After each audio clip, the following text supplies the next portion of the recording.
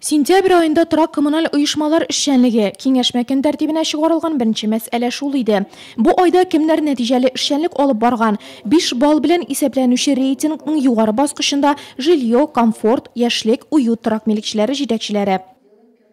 Если анализировать обращения, поступившие по жилищным вопросам, в 3 случаях жители недовольны капитальным ремонтом. Это Куйбышева 33 требует утепления фасада, Гагарина 4 требует ремонт подъезда, Заводская 7 ремонт кровли возле лимовентиляционного канала. В 2 обращениях улиц Мудавской 12, МУК и ГИМ-1 132 требует ремонт кровли.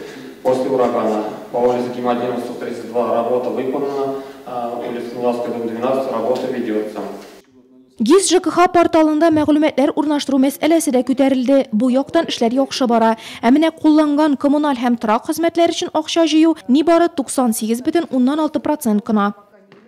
За 9 месяцев собрано 193 миллиона 432 тысячи рублей.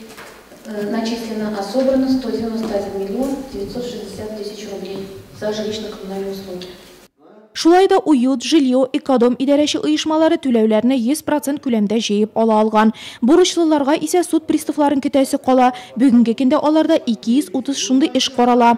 Агымдагы ел башыннан суд приставлары тырышлыгы белән 9 миллион сумнан артык акча күчерелгән.